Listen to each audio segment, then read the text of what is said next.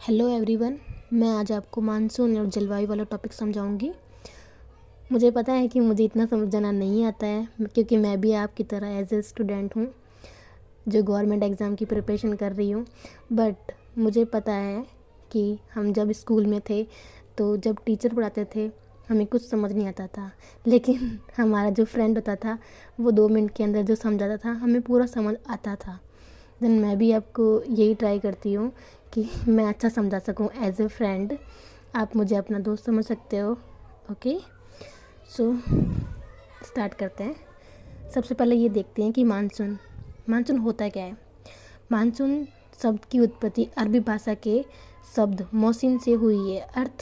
इसका अर्थ होता क्या है, मतलब कि ये जो मानसून शब्द है उसकी उत्पत्ति जो ओरिजिन हुआ है वो कहाँ से हुआ है, वो अरबी भाषा के मौसिन शब्द से हुआ है, जिसका अर्थ ये होता है मौसम या फिर ऋतु। ओके, फिर हम ये देखते हैं कि वास्तव में मानसून उन अर्ध स्थायी पवनों का नाम है जो ऋतु अथवा मौसम में बदलाव के साथ अपनी दिशा में परिवर्तन कर लेती है। मतलब कि ये जो होती है सेमी परमानेंट पवनें होती है, ठीक है, जो मौसम के अनुसार अपनी दिशा में परिवर्तन कर लेती है, ठीक है।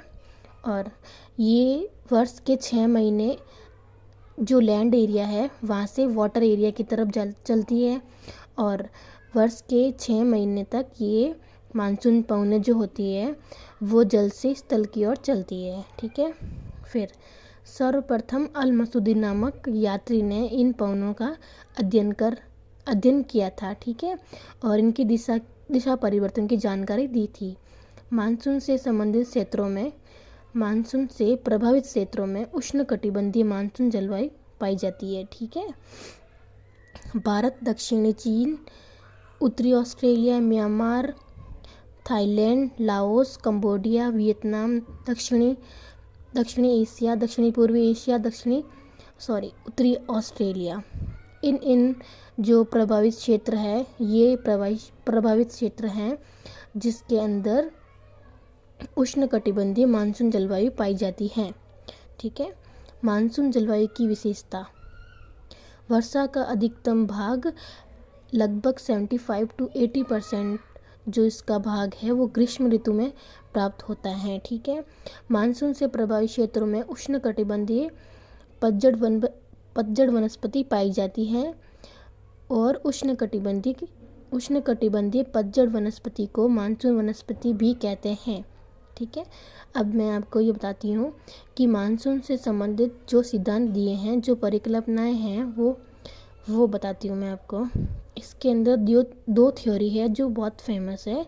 एक तो है ये क्लासिकल थ्योरी और ये है एक मॉडर्न थ्योरी, ठीक है। जो क्लासिकल थ्योरी है उसको चिरसम्मत संकल्पना भी कहते हैं, और ये तापीय सिद्धांत पर आधारित है। ये किसने दी थी, इसका प्रतिपादन किसने किया था? एडमंड हैली ने किया था, ठीक है।